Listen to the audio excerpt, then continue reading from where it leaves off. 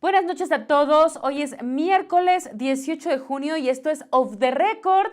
Estamos de regreso con esta transmisión que por algunas razones no se pudo llevar a cabo las últimas semanas, pero bueno, ya estamos aquí y con muchísimos temas en la agenda bastante importantes. Y esta noche le quiero dar la bienvenida a Marisol Calva. Marisol, ¿cómo estás? Muy contenta de estar de vuelta. Además, hoy está padrísimo que estés por los temas que vamos a tocar, pero siempre que estás busco que haya algún tema como de género para aprovecharte, para sacarte Gracias jugo. por invitarme. Muchas gracias. Yo feliz de estar aquí. Exprimirla. Gracias. ¿Qué opinas para que sea asesoría en lugar de participación? Ay, no, pues estoy de acuerdo, es que Marisol es una buenaza para esos temas. Siempre nosotras que somos pro defensa de las mujeres, siempre nos quedamos así ¿y eso para dónde? ¿Cómo? Claro, sí.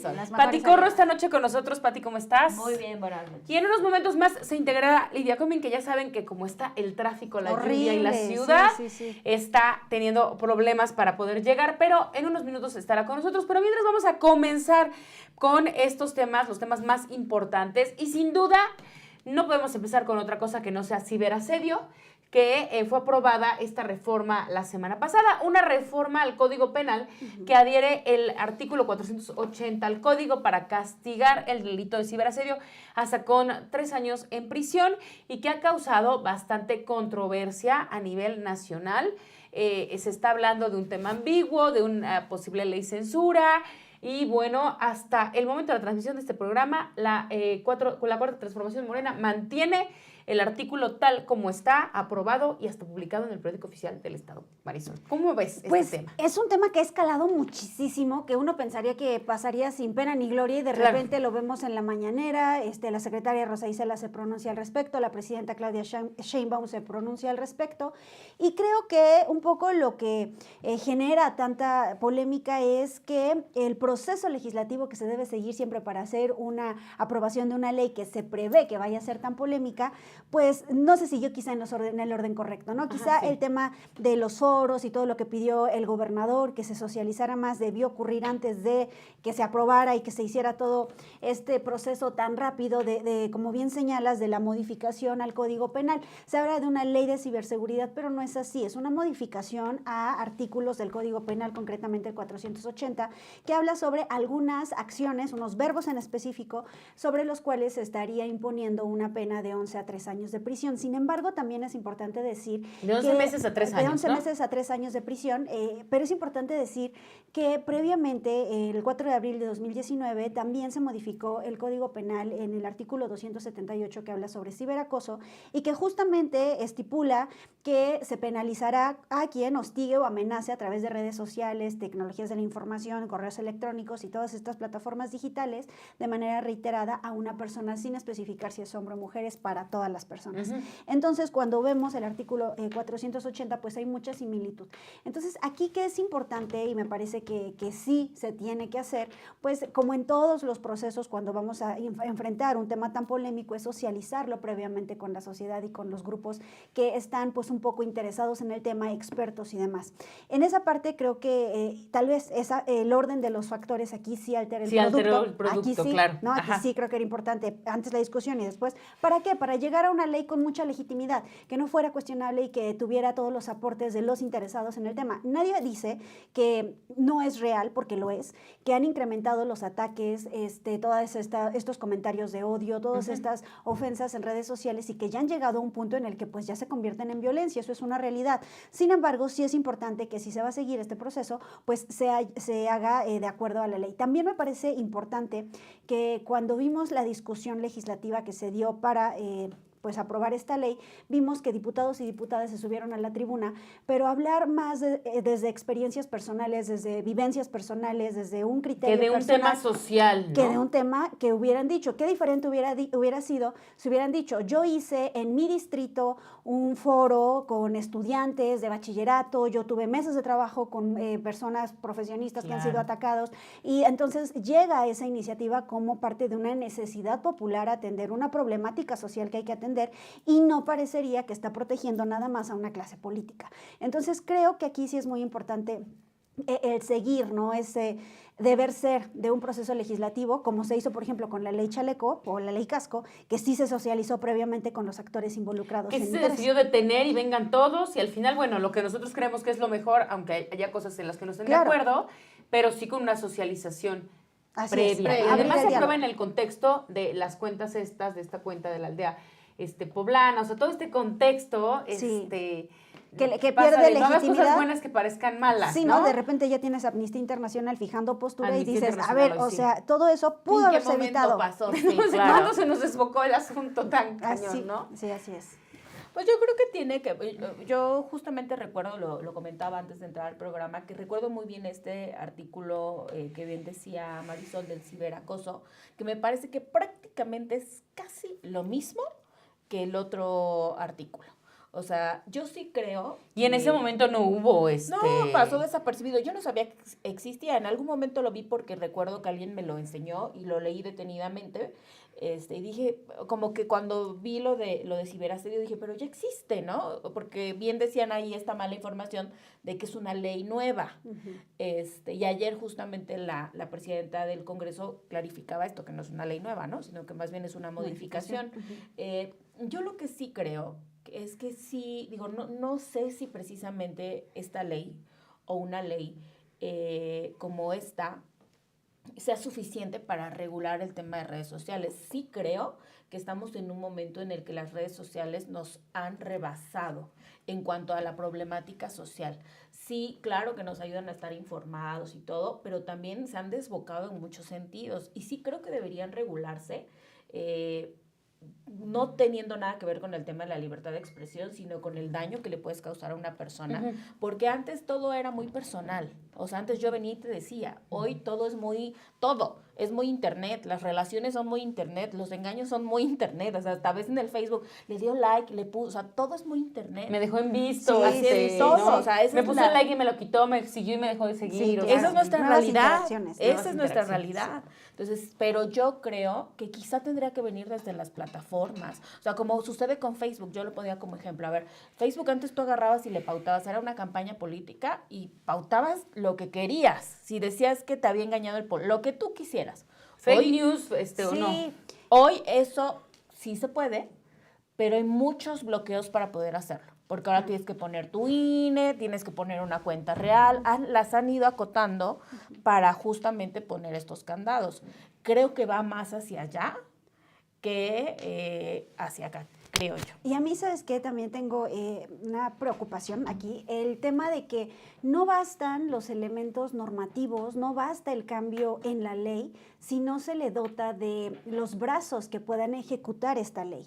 Y si estamos hablando que el ciberacoso está tipificado en Puebla desde 2019 y no ha habido tampoco, al menos no que se haya hecho público y no lo tengo de conocimiento, esto es importante saberlo, si existe alguien en la cárcel por el delito de ciberacoso, porque esta ley sí pues también penalizaba con prisión. Entonces, si desde 2019 a la fecha no ha habido, pero sí ha habido ciberacoso, pero no ha habido una persona en prisión. Entonces algo está mal en el Ministerio Público y en la Fiscalía y en la Ciberpolicía. Exacto, lo que pienso es que además de esta ley, de este cambio normativo, se necesitan la modificación de protocolos, el aumento de presupuesto, la capacitación para Fiscalía, Ministerio Público, Policía Cibernética, porque de nada sirve tenerlo en la ley si no tienes los elementos que te ayuden a hacer una investigación, a ubicar en estas plataformas digitales. Digo, si de repente la Fiscalía está tan rebasada en temas de pues homicidios, feminicidios y demás, que te garantiza que van a tener el equipamiento técnico y humano para hacer frente a denuncias de ciberacoso y ahora ciberasedio. Que lo van a saber enmarcar, ¿no? Que llegue alguien y que puedan meterlo. En la ley le damos la bienvenida a Lidia. ¿Cómo estás? Hola, Viri. Es que eso decíamos, dijimos, entre la lluvia, el tráfico y las obras y todo. Pero bueno, ya estás aquí. Muchas gracias por unirte a esta mesa. Feliz, Viri. Fíjate que yo pensaba, ya está el ciberacoso, va el ciberasedio, se ven muy similares los dos artículos y pues cuando se tipificó el ciberacoso nadie dijo, pero puede ser mermar la libertad de expresión. Yo sí creo, hablando del discurso mediático que se ha hecho, que sí se aprovechó por parte de la oposición y está bien, es lo que ellos tienen que hacer siempre, cachar estos huequitos, coyunturas en donde ellos pueden incidir. que sí se aprovecha el tema por parte de la oposición para hacer un posicionamiento claro por parte del PAN, el Movimiento Ciudadano y el PRI, ¿no? Y pues escala el tema a nivel nacional e internacional. Amnistía Internacional acaba de emitir una postura sobre el tema de ciberasedio por ciertas palabras que se utilizan, que tú lo sabes y lo has estudiado también, ya están muy un poquito retrógrado, como el tema de vejación, injuria, sí, ¿no?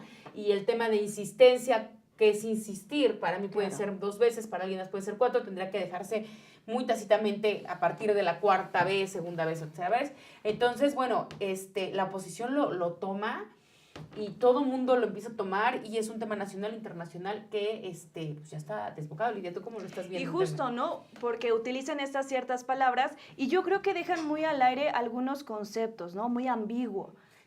Puede que a ti te ofenda algo, pero a mí no. Entonces, ¿cómo lo tomas, no? ¿Quién es el árbitro? Y también siento que literalmente nos hemos ido con las reacciones de los demás. Y falta realmente que nos sentemos a revisar todo lo que dice, cómo lo dice. Hoy platicamos con un abogado, nos tocó, y decía, bueno, es que fíjense cómo lo está diciendo, ¿no? ¿Por qué lo están diciendo? Si es cuando ofendes, pero cuando lo repites y no sé qué. O sea, ciertos términos los que detalles. Muchos no dominamos. ¿Cómo lo empatas, Exactamente, claro. Exactamente. Sí creo que hace falta como un árbitro, literalmente, ¿quién va a ser el que diga, bueno, esto sí es ofensa, esto pues no mira, es ofensa? va a ser el juez, pero con esa legislación, o sea, queda un poquito ambiguo. Como exactamente, muy subjetivo, claro, ¿no? ¿Quién decide que hubo un daño financiero o el juez, o emocional? O sea, ¿cómo van a medir que hay un daño emocional? Como emocional, ¿no? Es a criterio del juez y yo creo que ahí está lo peligroso, o sea, la ambigüedad.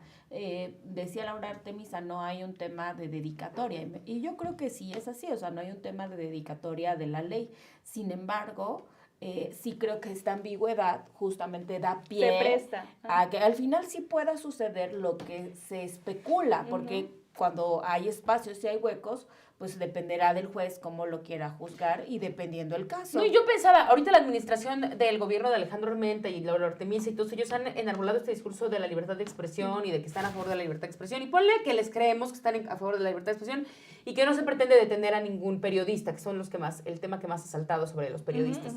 Pero termina este sexenio y la ley ahí sigue. Entonces yo siento que la posibilidad puede seguir abierta. Puede haber otro gobernante, otros intereses que sí quieran. Bueno, incluso no tiene que ser el propio gobierno, porque al final ya está en la ley y un juez puede tener un interés sobre alguna persona que llegue a querer encarcelar a algún periodista o a alguien por este tema, ¿no? Entonces, pues no se puede garantizar que de verdad no alguien lo vaya a malutilizar y lo logre encuadrar, ¿no? Claro.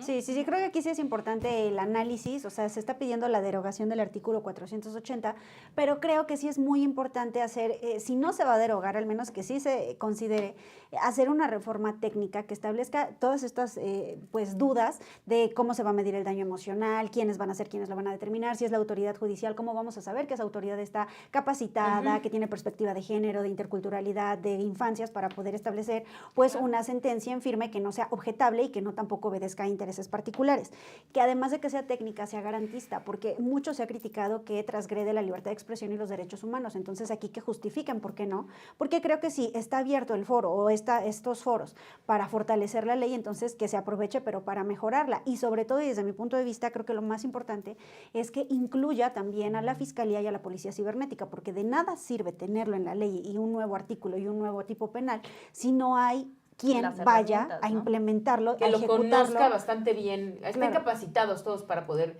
encuadrarlo. Bueno, si hoy estamos luchando de por sí por el tema de la capacitación en general. O sea, ya el tema feminicidio, ¿cuánto ha costado? O sea, ni siquiera hay gente que no puede ni enmarcar feminicidio. Me parece que es complejo. O quiere, ¿no? Sí. Ahora, perdóname. No, está bien. Te iba a preguntar que tú cómo veías, cómo ha aprovechado la oposición local y nacional esta coyuntura o este tema que pudieran haber encontrado para poder atacar me parece que ha sido carnita, ¿no? O sea, sí ha sido un tema duro, sí considero que sí ha sido un tema de crisis, porque finalmente, pues, o sea, al final esta idea de la crítica estás amarrando a los periodistas, estás dejando espacio para que haya pues ahora sí que denuncias en su contra. Un resquicio de duda, ¿no?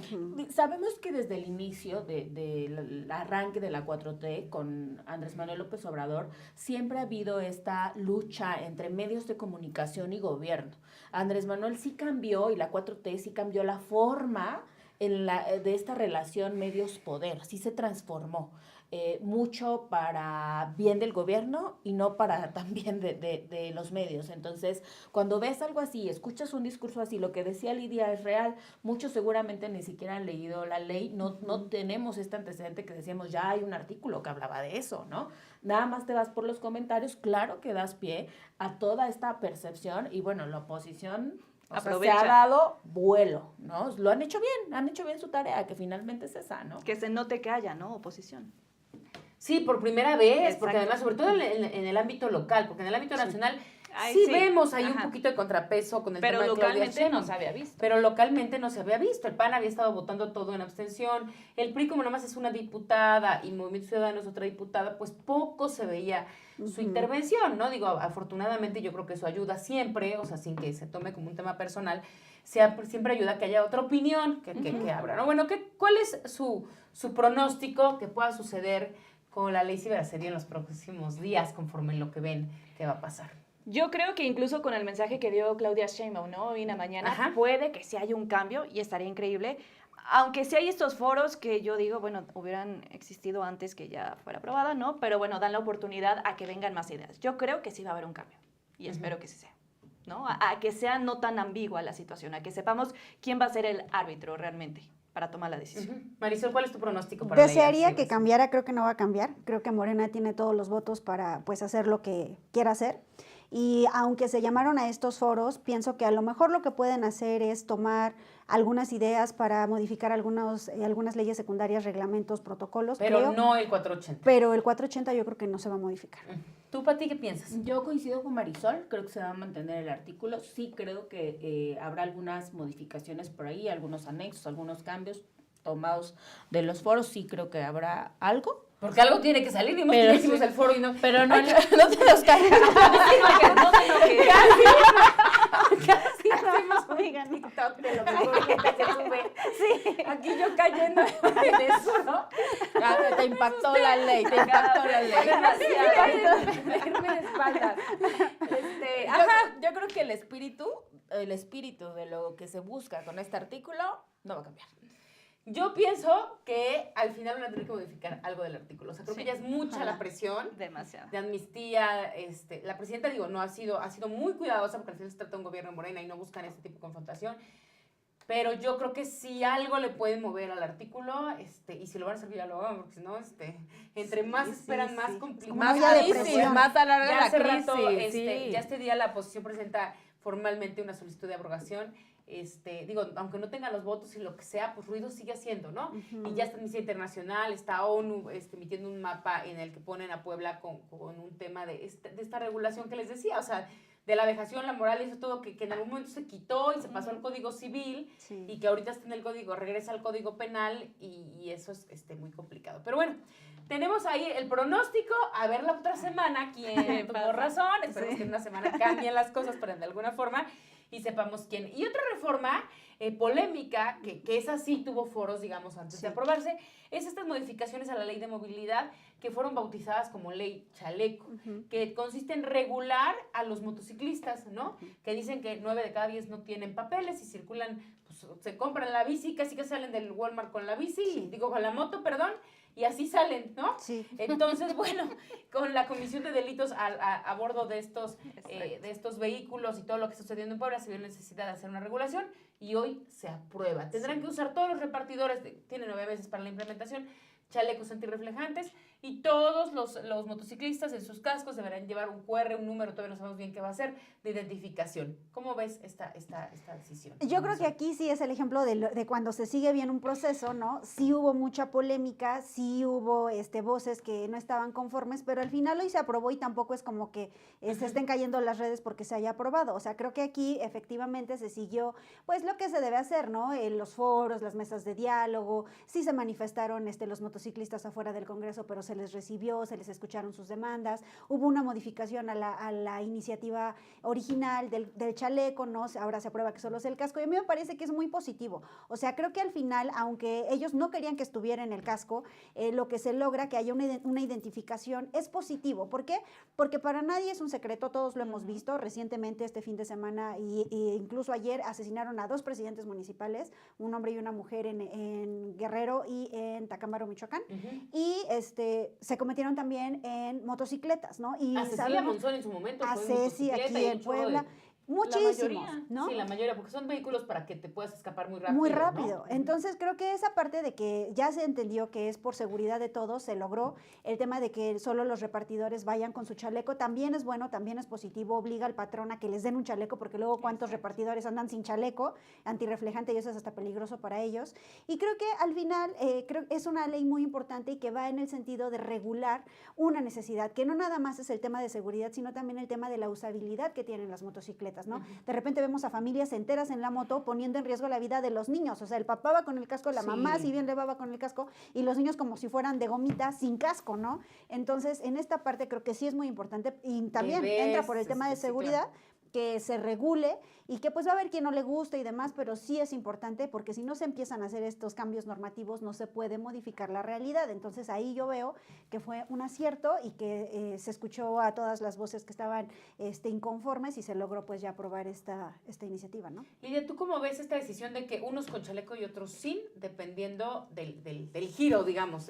Yo creo que está bien, principalmente repartidores, porque a veces trabajan muy tarde, y otro que me gusta fue el uso de casco. Ahora tiene que tener su código, ¿no? O su placa, y es obligatorio. Y pues eso debería ser obligatorio, ¿no? No nada más porque te lo diga la ley, y muchas personas no lo utilizan. Porque si hablamos del tema de inseguridad o violencia, ¿no? Donde participan los motociclistas, pero también los accidentes. Y los hemos visto, ¿no? En distintos puntos. Se cierran, se meten y piensan que son de hule, ¿no? Y no les importa. Entonces, ahora obligarlos a ya utilizar esas herramientas, yo creo que es acertado. Dejar asentado en tu tarjeta de circulación que en máximo caben 2 en tu moto. ¿Cuántos caben dependiendo del tipo de moto que tengas, exactamente, ¿no? Y si vas a repartir, oye, tienes la caja, pues nada más cabes tú con la caja, ¿no? Imagínate tener a otra persona allá arriba. Entonces, creo que fue bueno, coincido con Marisol del tema de que se escuchó. Se manifestaron, sí, y creo que no hubo tanto revuelo como en otras manifestaciones. Se les escuchó, incluso hoy también que estuvieron afuera, pues creo que la cosa estuvo tranquila, ¿no? Sí, no ha pasado a mayores. Es un sector muy específico ya el que te está terminando en la manifestación. Exactamente. Ya no es tan masivo. ¿Tú cómo ves, Pati, que se haya detenido, que se hayan hecho todos estos foros? Al final, pues a prueba sale hoy. El PAN está diciendo que es violatoria de derechos humanos. No, yo creo que sí es importante, mira, si al final los vehículos que circulamos en las vialidades, pues son varios, ¿no? Pero principalmente son automóviles y motocicletas. ¿Por qué los automóviles sí están regulados? Porque si hay una regulación y las motocicletas no. Debería ser parejo en un tema de conveniencia social para todos, porque lejos, como decían, del tema de los accidentes, del tema de los crímenes, del tema de inseguridad, pues también es el tema de los accidentes, que muchos son provocados por motociclistas, porque lo cierto es que tú vas manejando, y no me dejarán mentir, cuando ves, ya se te metieron acá, o sea, no respetan las vialidades, o sea, de repente, ya aquí en Puebla no pasa tanto, pero en la Ciudad de México, bueno, no puedes ni medio abrir la puerta porque ya te están pasando, o sea, son cosas que no deberían de suceder porque nos ponen en riesgo absolutamente a todos, tanto el que va manejando la moto como nosotros.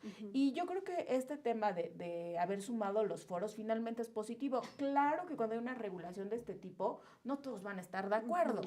Va a haber quien diga, no, están locos, ¿por qué? O sea, eso es normal. Mi garantía, mi calcomanía, mi peluche aquí con las... Ahora va a tener aquí... El caso con las 2 trenzas se va a ver mermado con mi código.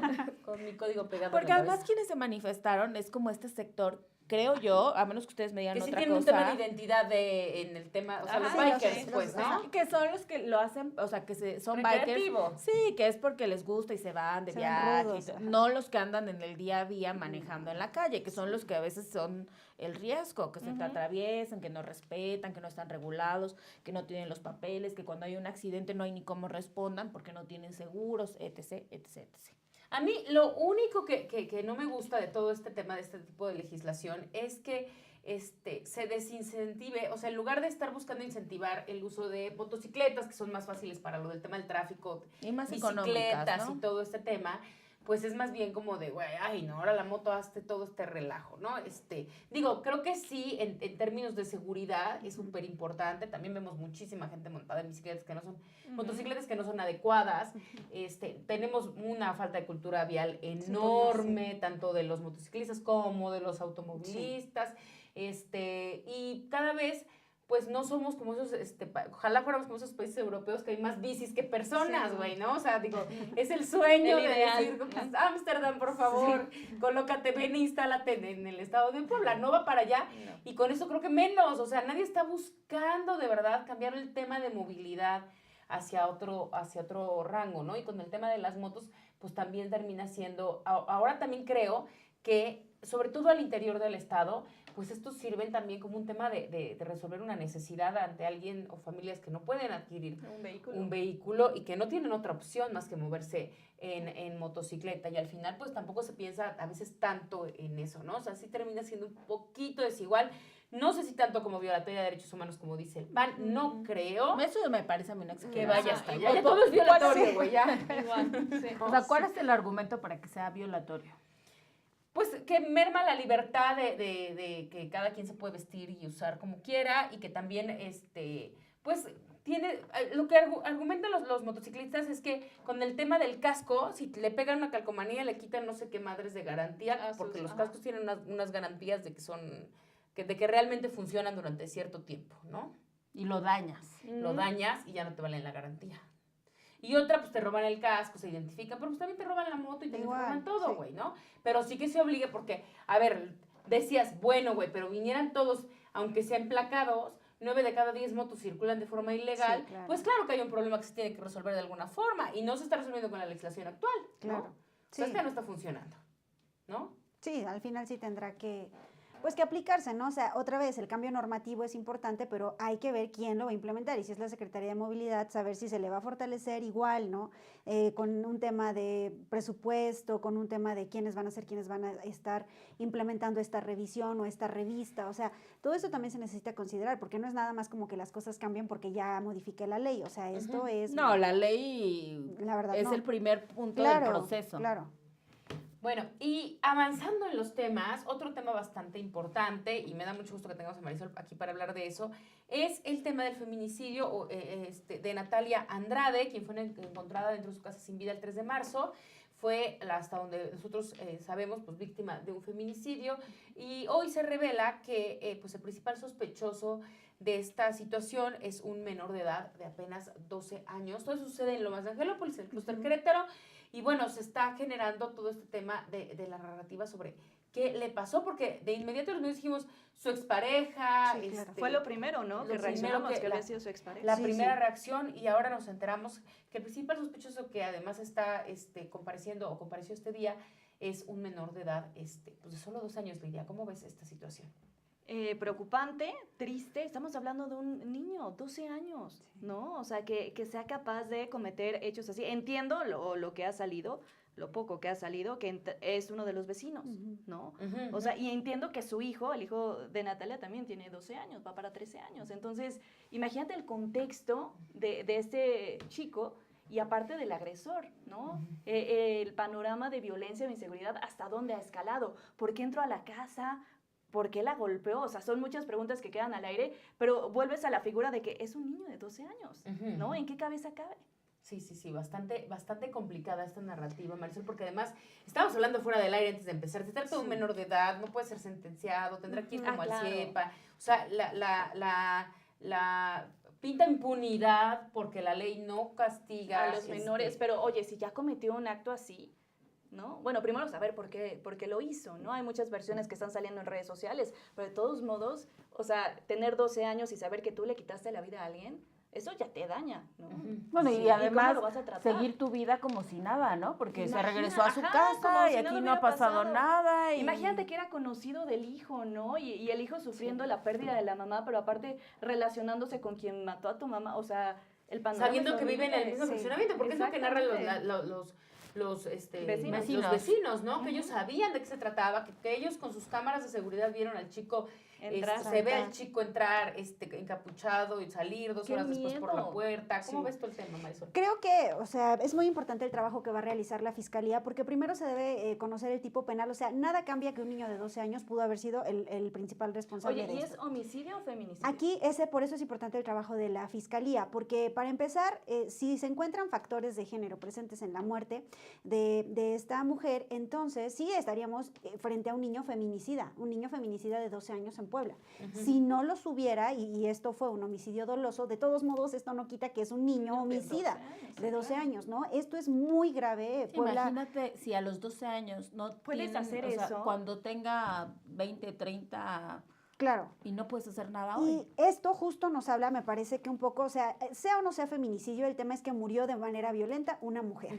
Y que esto también nos enfrenta a una realidad de la que no podemos salir desde 2019, estamos a 2025, llevamos cuántos años ya de declaratoria de alerta de violencia de género, y ahora las cosas van en peor. O sea, ya no solo estamos hablando de que son adultos matando adultas, sino ya ahora niños, porque es un niño de 12 años que ya pudo matar a una mujer. No sabemos las causas por las cuales la haya matado. Por eso la Fiscalía tiene que transparentar también y dar a conocer, como estas ruedas de prensa que se hacían, qué fue lo que llevó a este niño a matar. Ahora, también es importante reconocer que si este tipo de acciones están ocurriendo es porque hay un abandono por parte de los padres. ¿Dónde estaban los padres? ¿Cómo se te va el niño 2 horas y tú no sabes dónde está? Tiene 12 años. O sea, empiezan a circular todo este tipo de acciones y lo que se toma, por supuesto que tú vas a querer proteger a tu hijo, pero si tienes videos, si tienes todo, tampoco te puedes ir a seguir tu vida como si nada, ¿no? Porque además, el nivel de violencia que este niño pudo ejercer también pone en riesgo a otros niños de su escuela, a otros niños de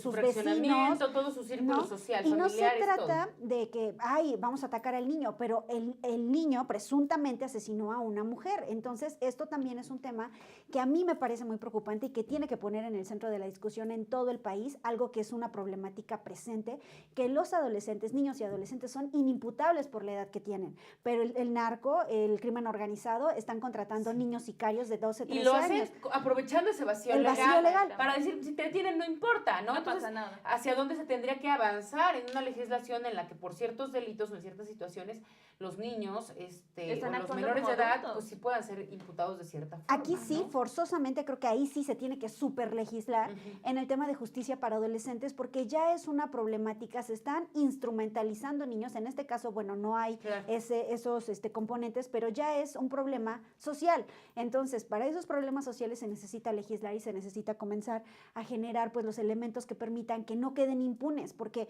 de lo poco que sabemos, porque todavía no hay una sentencia ni nada contra este menor de edad, es que posiblemente podría quedarse a resguardo de sus padres. Entonces, eso, ¿en qué le da justicia a la víctima? ¿Y cómo los padres pueden tener herramientas para tratar una situación así? No, y bueno, y además se va a quedar a resguardo de sus padres en el lugar donde vive, ¿no? O sea, que es a un lado de donde la mató. Fíjate que lo que me están compartiendo es que lo que determinaron en la vinculación a proceso... ya la tenemos súper. Las medidas cautelares son no salir del país, que los padres generen un informe mensual y no acercarse a víctimas ni testigos. Que digamos que para el caso, pues... Es mínimo, es como si hubiera robado algo, sí, o sea, claro. ¿sabes? Sí, Ninguna, Bueno, hay personas en la cárcel por haberse robado... un plátano, güey, o sea, a ver, estoy exagerando. No, pero sí, por un robo, de hortalizas o cosas de supervivencia, o sea, de alimento me refiero.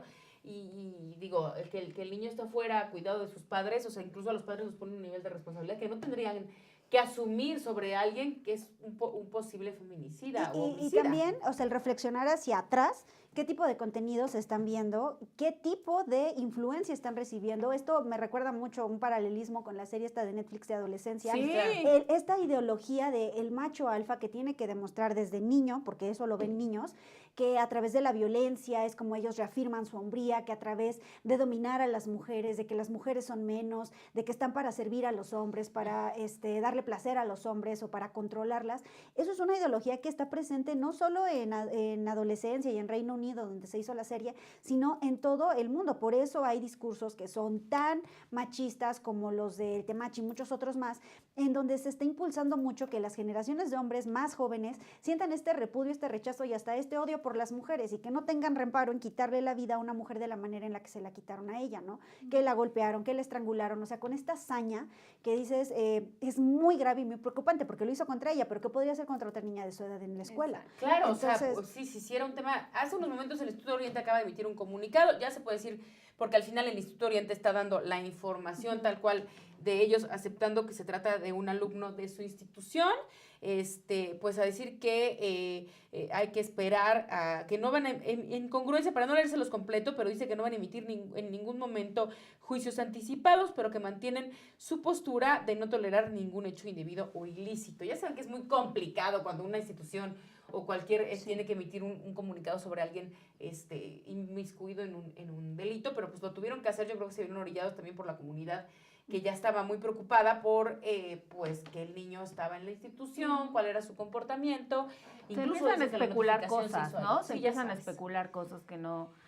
o sea, yo creo que al final estos temas vienen de casa. O sea, digo, no es que los papás sean igual que el niño, pero finalmente sí viene, o sea, es algo que no tiene que ver con la institución, es lo que sea que te hayas llevado en casa. O sea, es algo que traes. El abandono, o sea... O qué nivel de normalización de la violencia y de la agresividad contra las mujeres tenía que ser. Todo el tema social, ¿no? Porque, por ejemplo, en la adolescencia decían, bueno, el tema de tu casa que te enseñan, pero también el tema de la escuela, las redes, todo lo que estás expuesto y que a veces uno como papá luego no sabe. Pues te vas empapando y te lo vas llevando. Aquí también, o sea, la alerta, el foco rojo debe ser para todas las instituciones públicas y privadas, y en este caso privadas también, porque el impulsar más este tipo de formaciones, de capacitaciones, de trabajo con las y los adolescentes y los niños en materia de igualdad de género, de perspectiva de género, de respeto a las mujeres, en general respeto a los derechos humanos, porque si están expuestos todo el tiempo en TikTok, en YouTube, en todas las redes sociales a ese tipo de contenidos y llegan a la escuela y no les hablan de eso, no hay un contrapeso para la información que están recibiendo. Ahí sí se necesita que desde la Secretaría de Igualdad Sustantiva, la Secretaría de las Mujeres, Derechos Humanos, todos los que tienen los presupuestos, el dinero, la gente, la capacitación y todo para entrar a las escuelas con la SEP y empezar a trabajar un programa en donde se empiece pues a contrarrestar estos discursos de odio que han ya acotado pues muchos niños y niñas en Puebla, baje. El ciberbullying está, en pico muy alto. El bullying, o sea, ¿cuántos niños como este niño de Zacatlán que terminó suicidándose por bullying? No, terrible. Entonces, a ver, esto ya es un problema y no vemos que le estén entrando. Entonces, aquí también la autoridad y todos los niveles de gobierno llevan una responsabilidad para evitar que esto se vuelva pues ya como algo, una noticia más. Hasta ahora el juez determinó que el caso es investigado como un homicidio calificado y no como un feminicidio. O sea, hasta ahora puede parecer que no hay motivaciones de género, aunque yo siempre dudo porque siempre quieren hacer esto, ¿sabes? De no ir hacia el feminismo. Aquí es muy importante el entender que en el Código Penal existen 9 causales que pueden determinar que una muerte violenta de mujer es un feminicidio. Y pudo no haber habido una violación ni un abuso sexual contra ella. Una relación entre pero ellos, eso no implica que no, porque una de esas 9 causales implica que la víctima haya conocido a su agresor o que haya tenido algún tipo de conocimiento previo de ese agresor. Entonces, ahí sí deben de hacer un análisis exhaustivo por parte de la Fiscalía Especializada. Que sea la Fiscalía Especializada en Delitos de Género y sus peritos deben de sustentar muy bien por qué están diciendo que es un homicidio calificado y no un feminicidio. O sea, al principio debieron haber puesto que era feminicidio. Toda muerte violenta de mujer, en todo el país, debe iniciar investigándose como feminicidio y se debe descartar. Ese es el procedimiento que se debe seguir en todo el país. Y no al revés, ¿no? Pero siempre es al revés. Pues lamentablemente nos falta enfrentamos de capacitación. a este tema, ¿no? De que pues no haya capacitación. Chicas, queríamos hablar todavía de otro tema, pero ya nos alcanzó el tiempo. Pero puedes poner su video. Pero puedes poner el video. Acaba de terminar la Yo lo vi. producción. Ay, muchas gracias. Porque les puse además en los dos. Acabando el video, pueden poner el video, acabando el programa, pueden poner el video de Marisol sobre el tema de Mentiras el musical, que además está muy interesante. Muchas gracias, véanlo. Lo vamos a abordar cuando vuelva a venir Marisol, muy pronto, porque pues al final va a ser un tema vigente, digo, y si no, vean la serie para que pues, sepan de qué vamos a hablar. Aprovechen para verla. Pues mientras tanto, pues tenemos que despedir esta noche Off the Record. Les agradezco a todas por estar aquí. Gracias. Que a todos los que nos están viendo, recuerden Off the Record todos los miércoles, 8:30 de la noche, a través de las redes sociales de Intolerancia Diario, Alcance y Ambas Manos. Déjenos nuestros comentarios, compartan este programa y díganos de qué otras cosas quieren que platiquemos. Esto fue Off the Record. Gracias a todas. Buenas noches. Gracias.